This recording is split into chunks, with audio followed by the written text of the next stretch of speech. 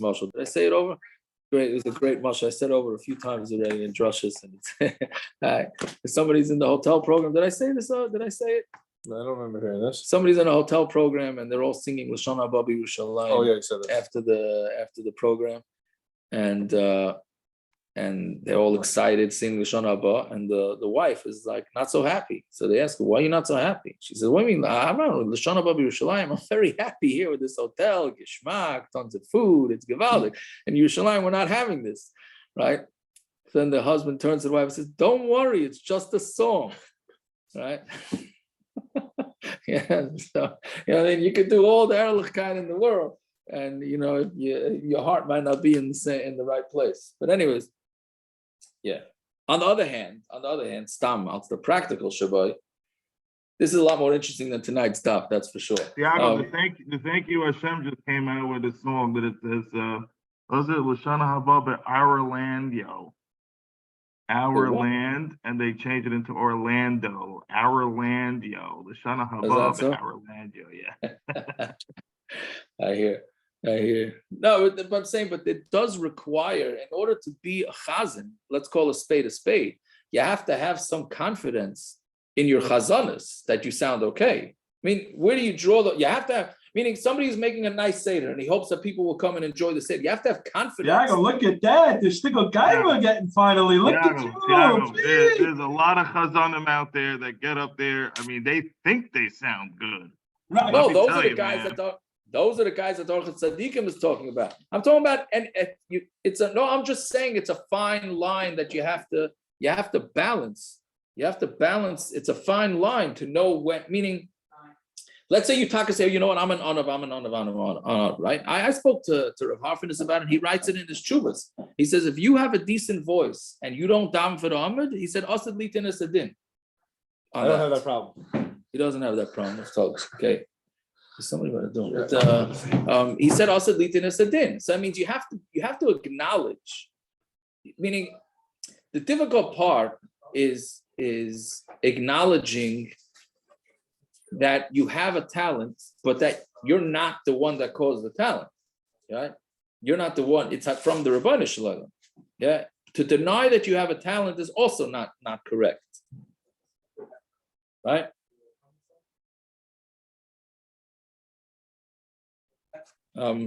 Didn't we have this in the Daf? Yes. Like Tiago, a so year or what's the two guy ago? supposed to say no 3 times when they ask you what? No, you're supposed to say no, push it over to get somebody else. But if the taka there's nobody else there, I think we say not. I think we say not. You just push them off and say like, you shouldn't be running to do it. Right. Could be.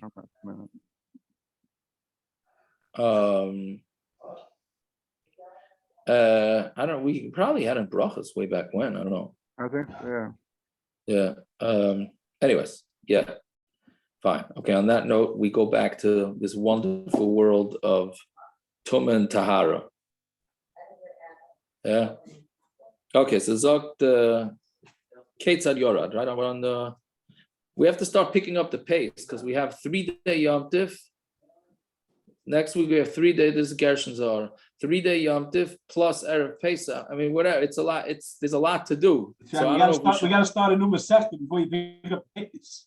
That's true, but I'm saying I think we'll start the new Masechta already. I would hope to at least be a blot ahead by the end of the weekend. Maybe I think we should try and do that. It might make things a little bit easier.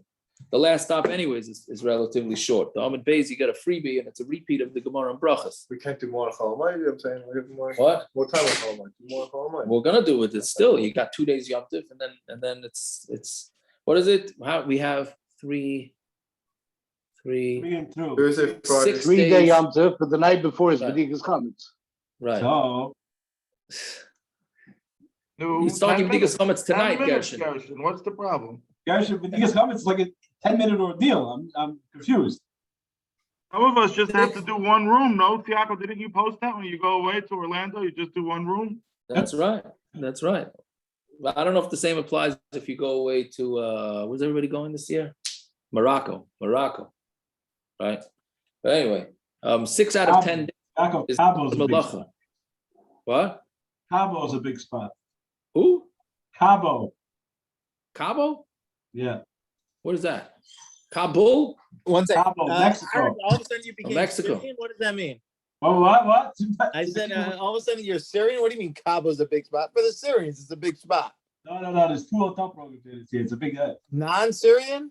non-Syrian. You got a mitzvah for getting So rid of Yaakov, hummus this is now already very or no? important. This is very important if you want to pick up the pace to know which people are going for.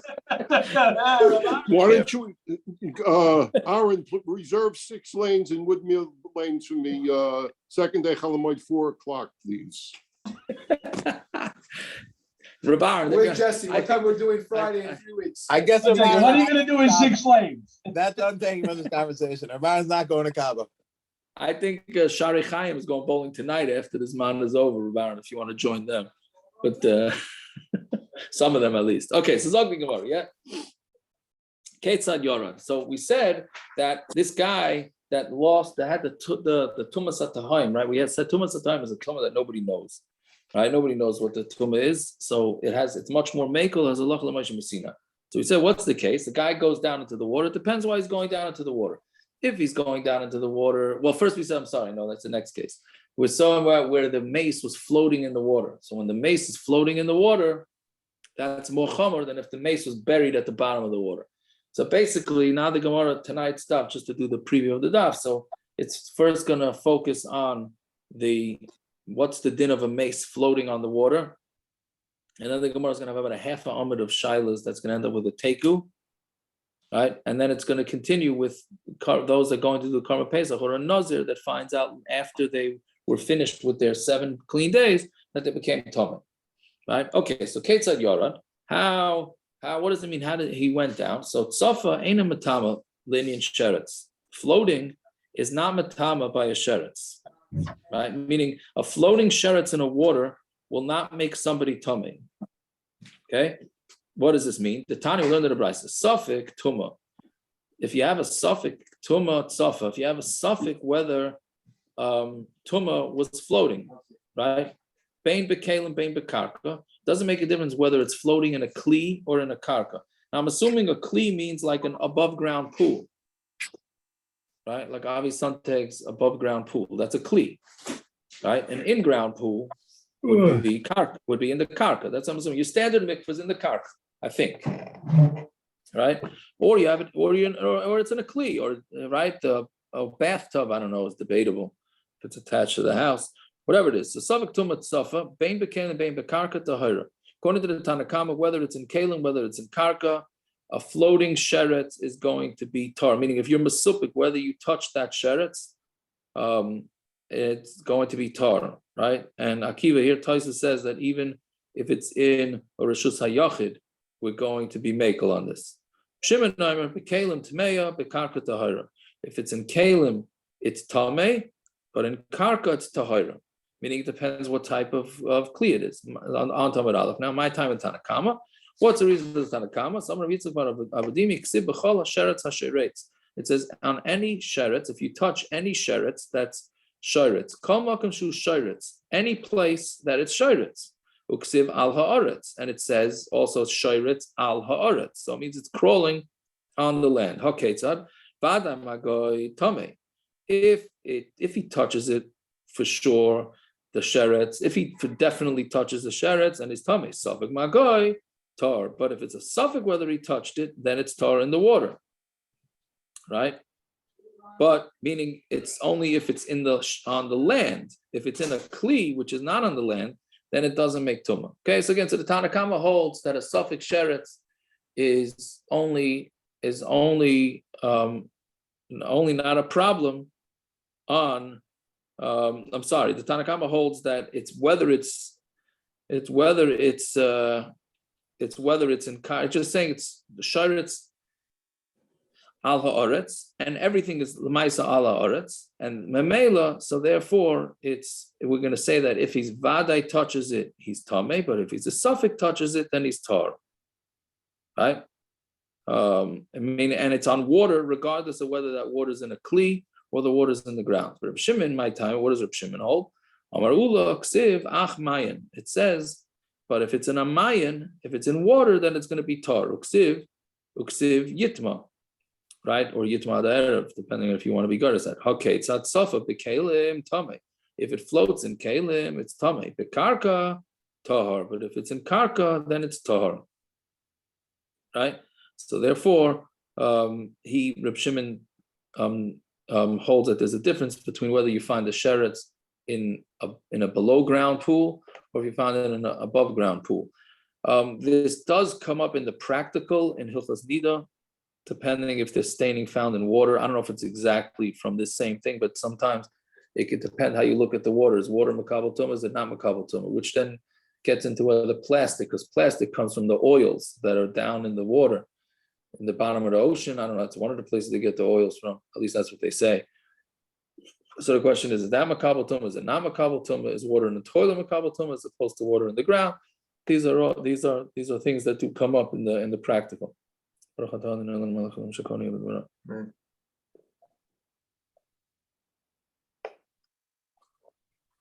Okay, so Tana Rabbanon.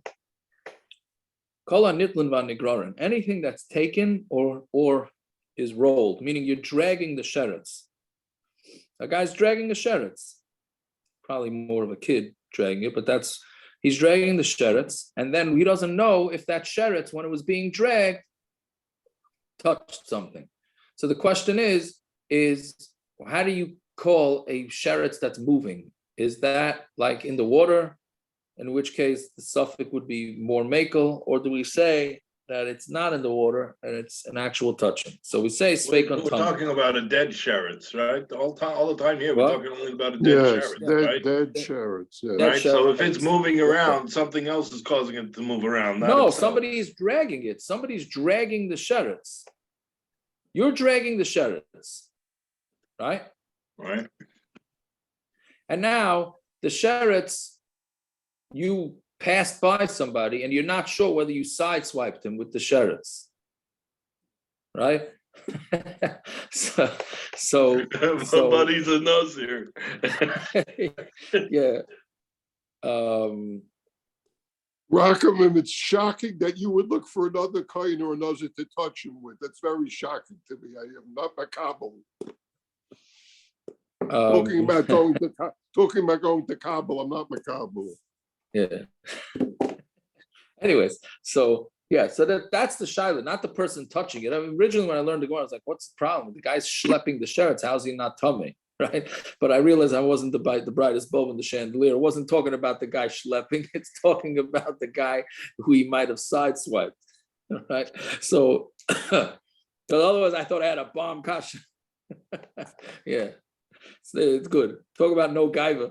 That was not a gaiva moment. So anyway, so kol hanitim v'nigrarin, anything that you're dragging or that you're carrying, sveika tamei, the suffix is tamei. Because since it's being dragged, it's like resting on the person, and it's like it's stationary. Stationary. So since it's stationary, that's your classic suffix tuma. So if it happens in Rosh Hashanah, it's going to be tamei, right? And l'chayr, if it happens in Rosh Hashanah, then it should be tar because he doesn't know if he touched it or not. Okay, but that's what it is. But basically, what it's saying is that if it's being dragged, even though it's moving, it's still considered a suffix tuma van dizrakin. But if it was thrown, right, meaning the guys are having a catch with a sheretz, right, and now they don't know if that sheretz in the air hit something, right. So sveik on tahar, right? Then the suffix is going to be tahar. Why? Because it's moving, right? And like that moving is sort of like on the water, floating on the water, which is that even in Rosh Hashanah it's tar. Chutz min hakazayis mace, except if it wasn't a sheretz that was being thrown, it was a kazayis from a mace, right? Because if you have a kazayis from a mace that flies over something, then what's under it's going to become tummy. So a kazayis from a mace, we're going to be more machmer. Then what else? V'hamal al pnei tuma, and also if it causes something to be an oil over the tumah, meaning you threw something tar, right? And meaning you're having a catch with a football. And then they tell you, by the way, the place that you were having the catch with the football went over a grave. And if it went over a grave, So then that football is going to become tumas oil if it went directly over, but it's a suffix. So we're saying in this case, it would still be tummy. And anything that is matama, something that goes up as it goes down, right? That's talking about tumas hesed and tumas mishkav u'moshav, meaning some things you could have where even if you don't touch it, it becomes tummy. So like a zav and a zav, if they're holding a whole pile of things, right? And then the zav, though the tumah could go up, even though, meaning the top thing could become tummy, and sometimes you could have it where the tumah goes down, where let's say it's a bunch of pillows or a bunch of mattresses, and then the zav sits on top of it, then that can matama everything, even though he's not directly touching it. Either way, lasuya zav zav, so that's coming to include a zav and a zav. So those are these unique halachas of moving tumah. Fine. So now the Gemara has a whole list of shilas. So boy Rami Bar Chama, mace bekli, right? If there was a mace in a kli, ukli tzaf al pnei hamayim, and then that kli is floating on the water, right? So now, what do you say? Basar mahu. What's the din? Basar kli azlina. Do we go with the kli, right? And because we said that the kli would be tar, if it's in a kli, it's tar, so it's tar. Or basar misa azlina, or do we go with? I think the Gimel changed that to mace. No, yeah. Or basar misa azlina, or we go with the mace, and the mace is sitting on the bottom of the kli, right? So then in that case, it would be tummy. Fine. And if you say you go with the kli, right, and therefore it's not tummy, so mace al gabi sheretz mao. What happens if there's a mace on top of a sheretz, and the sheretz is in the water? So given the high tumas or erev, since one is a tumas erev, meaning sheretz, you only become tummy till that night, but a tumas mace is 7. V'hai tumas shiva, and this one is a tuma for 7 days. Command the machsa tuma b'kli damya. So since it's two different tumas, so it's as if the tumah is sitting in a kli. Or maybe it's considered one thick tumah. That's smichta, means something thick. It's one thick tumah, meaning the tumas connect, right? And then it's all on the water. And then it would not be a problem. And if you say it's as if the tumah was in the kli, the tamei vadai, right? And then it's going to be, meaning the suffix tumah, we're going to call it a tamei vadai, right? There's a lot of, if you notice, there's little letters with each one of these shilas. So the Gra changes a lot of things. The tamei vadai, so then sheretz agabi nevela or nevela tzafamau. Let's say you have a sheretz that's on top of a nevela. Nevela is a non-shechted animal. A non-shechted animal also has tumah. So if you have a sheretz on top of a nevela tzafamau, kima de tarvayu tumas arev inun tumas erev. I'm sorry, since both of them are tumas erev, right? The tamei for a nevela you only come tamei till that night, and a what do you call it? And a sheretz is also tamei till night. So tumas smichti, it's one thick tumah. Iduma high kazayas by bekadosha, but they have different measurements. A nevela is with a kazayas. You need a minimum of a kazayas of a nevela, and the other one is kadasha.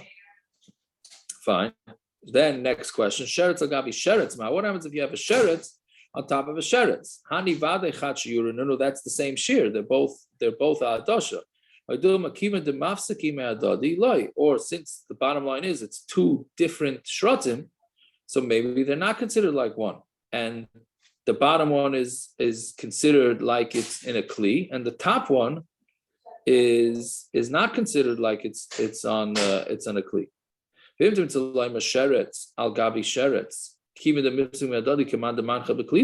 you're going to say, you're going to go with the side that a sheretz on top of a sheretz, since it stops, it's as if it's in a kli. So sheretz al gabi nevela shenimucha. What happens if it's a sheretz on top of a nevela that decayed? Right, and then that's the water. Since it decayed, so therefore we look at it like it's a liquid.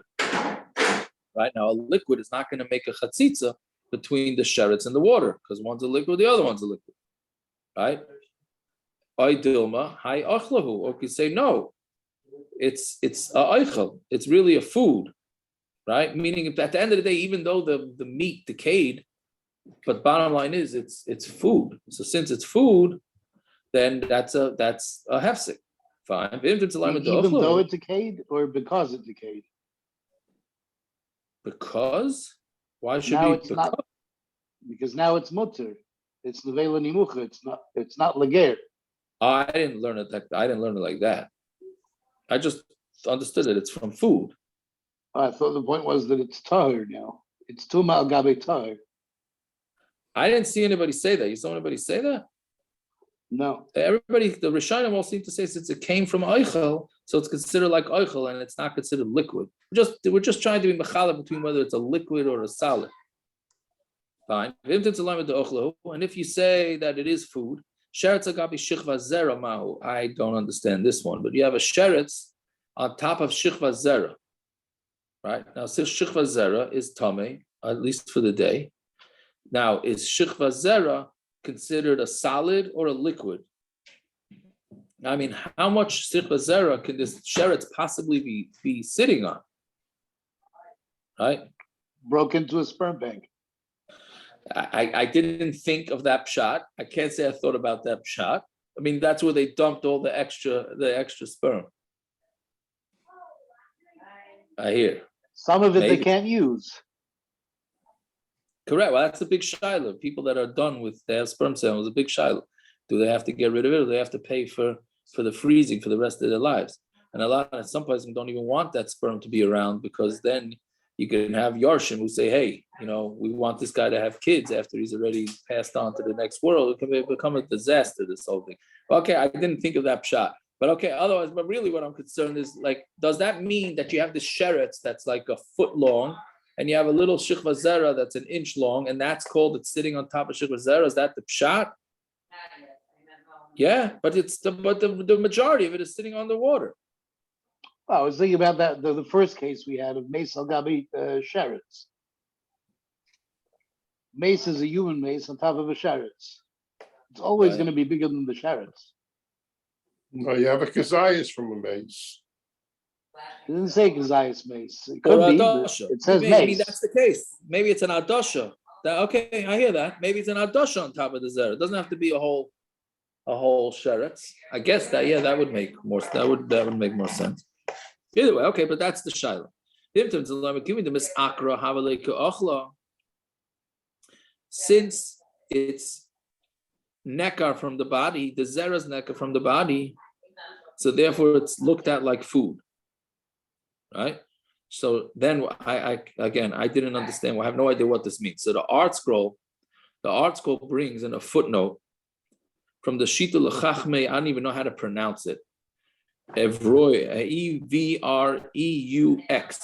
They quoted it a few times in the Masechta. It's like nobody discussed this till whoever this Shita L'Chachmei Evreux is. Nobody ever discussed it. What exactly does it mean? So basically, the way he says it is that urine, which is in the bladder, meaning it gathers in the bladder, so then memela, it's considered like its own liquid, meaning it gathers in the bladder. But zera, right when it's produced, goes right out of the body. Like, I don't even know if that in the Metzias is true. It doesn't sound like it's true from my limited knowledge of this stuff. But basically what he's saying is that there's no reservoir in the body, but isn't that what isn't? I don't know if that's true or not. It doesn't hang out in the body. Once it produces, it goes out. I guess. Certainly there's nothing like the bladder. But that's what he says is a pshat. So memela, that's the difference between that and urine. Urine would certainly be considered liquid. Zera maybe not. Okay, whatever it is. But that's the shayla. So sheretz agabi mechatas. What happens if you have a sheretz on top of the mechatas from the para aduma? Right? And the para aduma water is on top of the water. I'm sorry, I jumped the gun. Mechatas tzafan al gabi hamayim. The mechatas is floating on the water. Meaning, since it's mixed in with ashes from the para aduma, l'chayr it's thicker. And I guess it didn't dissipate in the water. So it's a little bit of thicker water didn't dissipate, so it's on top of the water. So then maybe is that considered like the sheretz is on the water or on the ashes? So then, very interesting lashon. It says lo yadinon teku. Anybody remember having that type of lashon in the Shas before? Usually we just say teku, right? It says lo Throw in yadinon. an We don't epoch there, know right there. what. I would also throw in an epoch. Yeah, so you want to do all these clairs back the other way? No, but Layadan Teku and then epoch. You mean it's not, but it's not doing it because it's not a okay. Yeah, it's not a steerer. That's why it can't do epoch. It's just shilas. It's just a list of shilas. So it says lo yadinon teku. Okay, it's interesting that it seems to be redundant, right? So we don't know. So it's a take. Okay, on to the base. Fine. Amar Rav Hamnuna. Rav Hamnuna said, Nazir, yeah. Does this last case not throw up alarm bells with the lach belach taruvis? No. How does something become a taruvis if water? Gershon, I was gonna say, no alarm went off by me. You want to say that there's different lachs by taruvis? Yeah, there should be according to this, and it's a teku. I hear. I don't know. I mean, the Madcha already says that if something has fat in it, let it get cold, so it floats. That much you have to do. The what?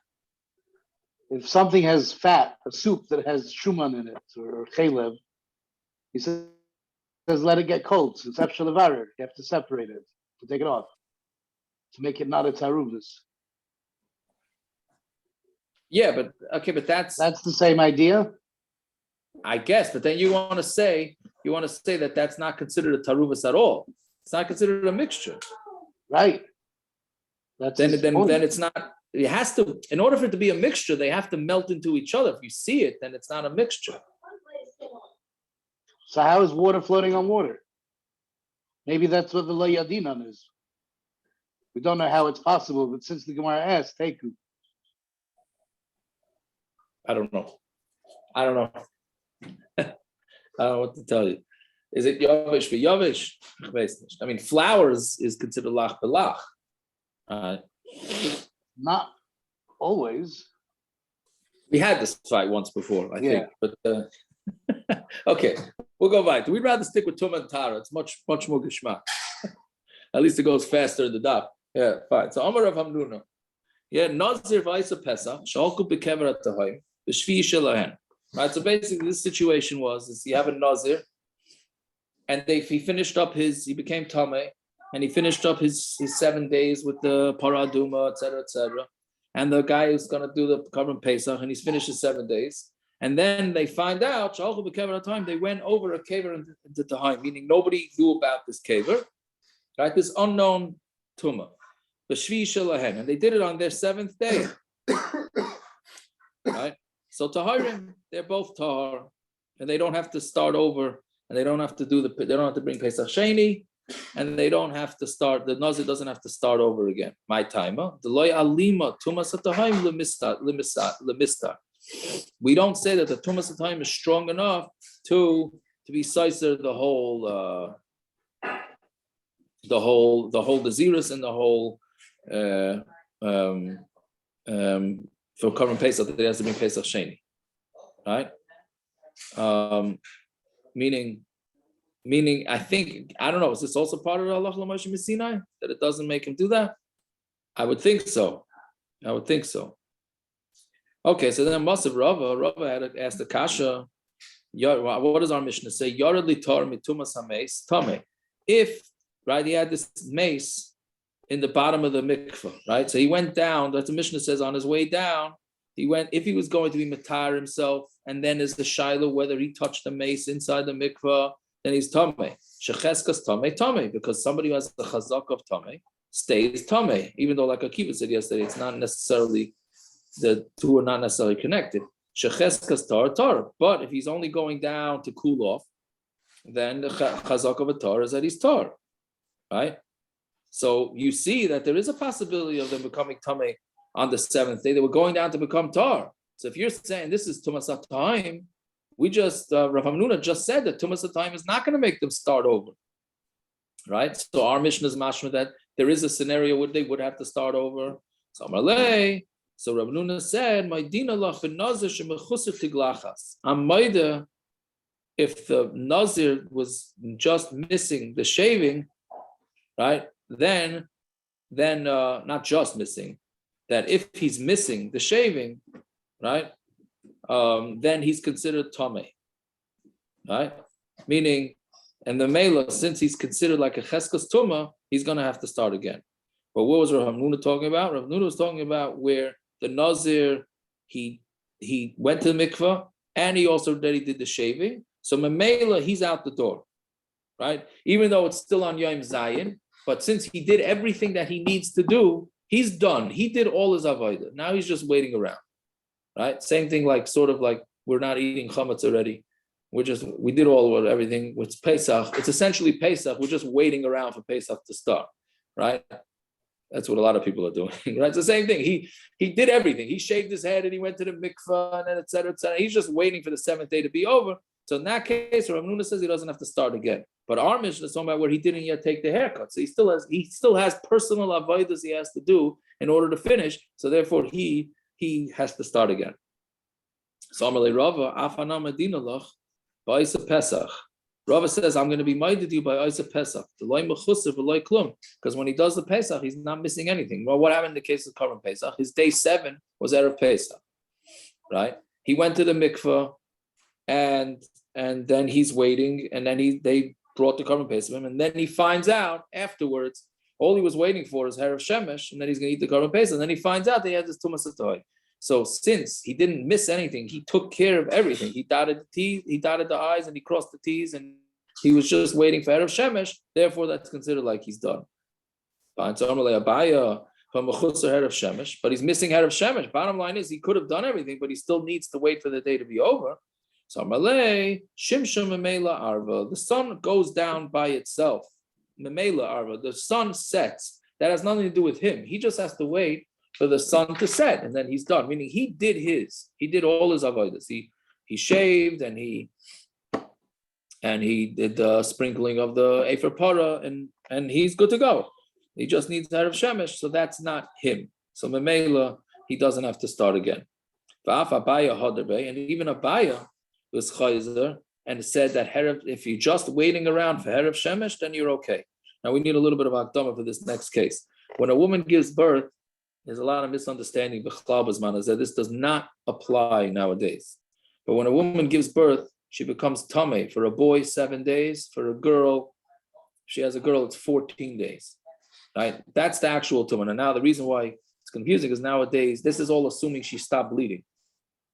Right? Almost no woman stops bleeding after 7 days or 14 days. Right? But if theoretically she would, and she'd go to the mikvah, then any blood she'd see for a girl for the next 80 days, meaning 80 including the 14, another 66 days, is dam tar, mirka din its mutter. We don't pass like that nowadays either. Right? For a boy, it would be up to 40 days. Whatever it is, she's considered in called Yemei Tahara. Then after 80th day, for the girl, she has to bring a korban. On the 81st day, she brings her korbanos in her post-birth korbanos. What happens is she had a miscarriage on the 80th day, right? And then she has to start again. Then because miscarriage after 40 days, baby got re-pregnant? Within 80 days, she got re-pregnant. Yeah, that's possible, right? Only shayach by a girl, right? It's not shayach by a boy. By a boy, it's 40 days. That's I'm saying the miscarriage part's not shayach, right? Right. L'chayra, yeah. I'm saying I think the Mishnah say that, no? Correct. Yeah, now with the 40-day, right? The 40-day, you need in order for the fetus to be considered viable. Right. That's what I'm saying. Right. Yeah, 100%. So that's why it's talking about a girl only. So it's 80 days. We don't have this bisman hazeh, but whatever it is. So then she had a miscarriage, and she had another miscarriage within that the second 80 days. Whatever. That's the whole thing. So the shaila is, when does she bring the korban? When does she not bring the korban? How many korbanos does she have to bring? Because she had a baby, and she had a miscarriage, and she had another miscarriage, right? But if she never gets out of her tahara, So then maybe she only brings one carbon because she never made it out of her Yemei Tahara. Oh, so the Tanya Yoim Melois Tavi. If she had a miscarriage on the day that she finished Melois, like we had by Nazir, it's the end of the Nazirus is Melois, so the end of her 80 days, right?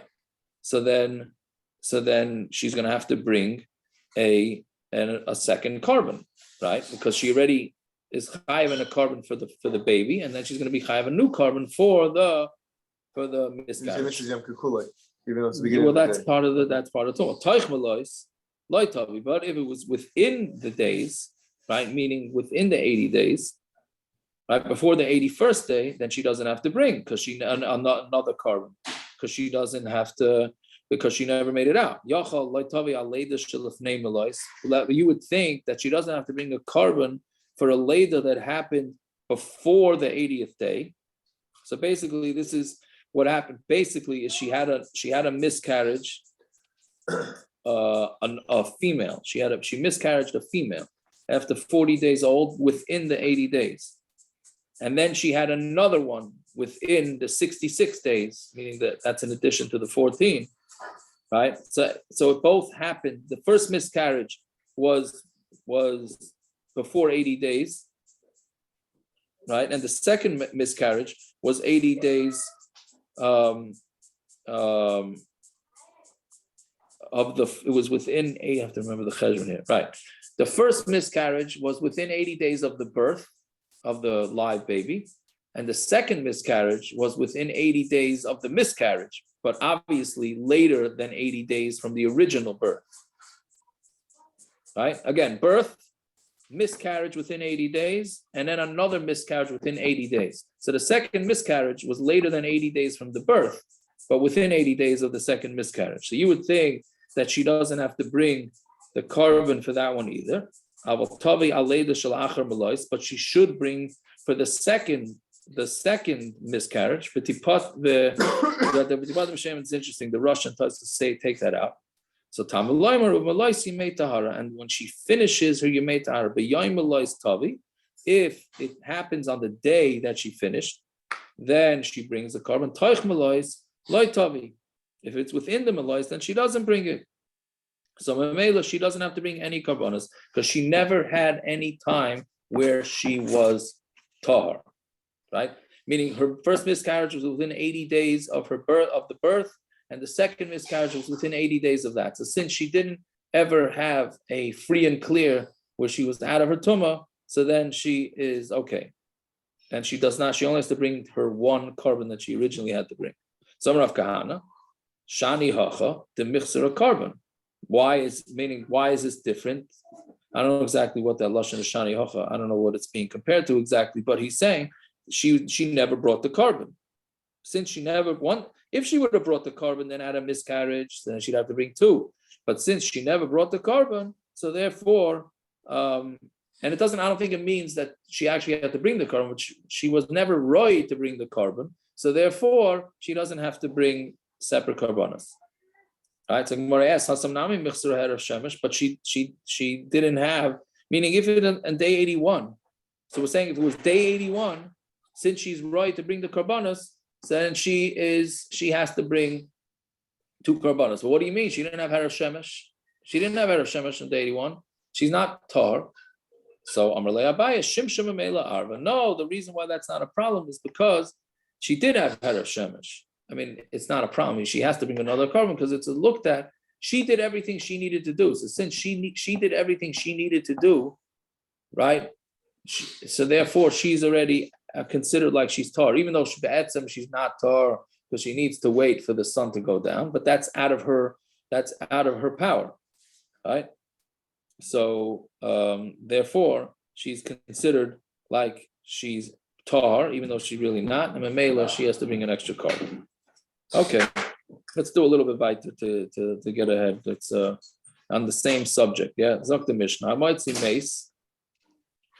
I still have Daven Myra, so don't worry, nobody get nervous. We're not going to. Yeah, so I might see mace Betchila. I checked that Meyer timing. We were up. Don't worry. Yeah, I'm sorry. Tomorrow, hopefully, I'll daven already. The next 2 days, I hope to daven Meyer before the daf, so we could go the whole night on. All right, in the Gershon. So I might see mace betchila. If you find a mace for the first time, meaning you're doing this on this happened in Yerushalayim, whatever, in Eretz Yisrael all the time. The Kfarim machaz, they're digging, and then all of a sudden they find a mace. So it's a random mace. So mushkav kedarka, if it's laying properly, which is the way they buried it, is a yid is buried straight, flat on its back, hands on this in the front of it, and like a regular body weight. So then the assumption is it's a yid. So you're allowed to take that mace, move it, and you take some dirt. We'll see in tomorrow's daf exactly what tfusasa means. We had it once before, but you have to take a couple of inches of dirt from under the mace if you're going to transfer it. Now, the reason why you're allowed to transfer it is because the assumption is, since it's a lone mace, it was only buried there on a tonight. This is a corona. It's a corona issue. You're not allowed to, once a mace is buried, you're not allowed to move it. However, if you bury it on a tonight, then you're allowed to move it. So a lot of people during corona couldn't get to Eretz Yisrael, so they buried here on a tonight, then they moved the body. So the question is, was this mace that they found, can they move it in order to make the highway or not? So if it was a kavua dika cemetery, so you're not allowed to.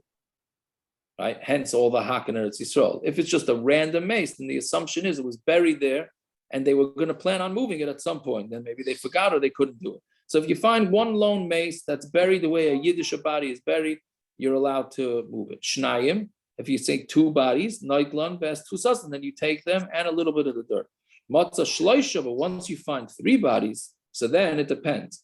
Im yesh bein zel lezeh midal amas ad shmayna, if it's somewhere between 4 amas and 8 amas between them, then that is the way they buried. It's a whole sugi. There's a whole chart. I think it's in tomorrow. It's in the art school. There was a whole chart. It's based on a Gemara above a Basra, exactly how they buried. If you go up north in Eretz Yisrael, you go into the caves and you see they got these different slots. So there was a certain mahalach of how they buried. So if it was between 4 and 8 amas, then the assumption is that was a proper cemetery. Harez a shchunas kvaros, that's considered a neighborhood of burial, right?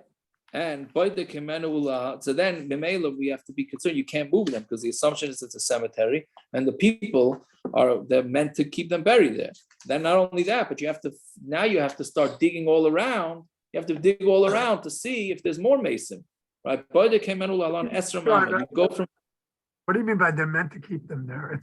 You can't take somebody out of a cemetery. No, once it's buried there, kvias, you can't. Right? We're talking about if you find a random grave on the side of the road, then the assumption is it was only buried there temporarily, so then you can move it. But if it's not meant to be, if it's in a cemetery, you're not allowed to move it. Right? Unless you have a major need to move it, etc. There was some gedolim, right, that they had to move or whatever. But anyways, so what you have to do is baidik emenu la'alon esrema. You have to be baidik from there 20 amas, because that's based on exactly how they used to lay out their cemeteries or their ma'aras, their caves, were the way they buried them. Right? So let's say you find another body at the end of 20 amas, then you have to baidik emenu la'alon esrema. Then you got to keep checking. From there, another 20 amas. Shiraglayim ledavar, and this is the reason why this Mishnah, because the last Mishnah also said raglayim ledavar, because it literally means it's that you have regalim, you have legs to support yourself with. Because if you would have went there first, then you would have found it, then you would be able to take the mace and move it. Right? Meaning, had you found this mace 20 amas away with no other mace, then you would have theoretically been able to move it because there wasn't anything around it. But now that's within 20 amas of 3 graves, so Mamela, that's considered, he's not allowed to move it anymore because it's a raglayim ledavar, that this is a cemetery.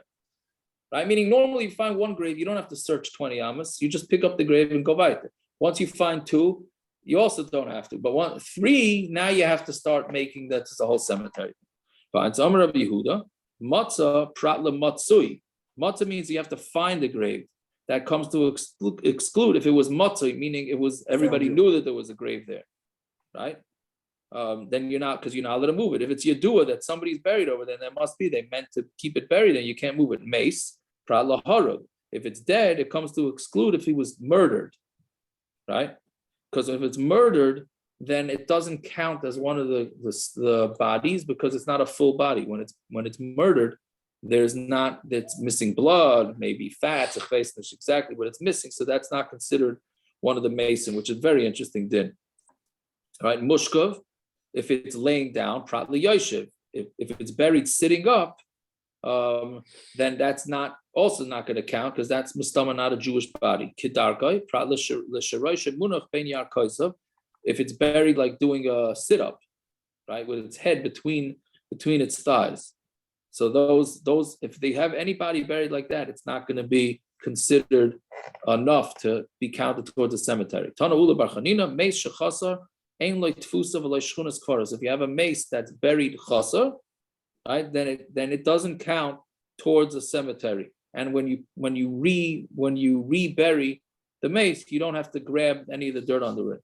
Fine. And what's the reason? Why are these not considered part of the grave? Because we're going to say maybe this guy that's buried is a guy, right? And a guy you can move whenever you want. So therefore, we're not going to say that it's considered a guy. The only one I don't understand is the one that was clearly murdered. Why can't that be a yid? All right, why wouldn't that one be a yid? Probably because you go bus arrive, no? Or is that not necessarily I think it's one individual body that seems to be murdered. So why can't that be a yid?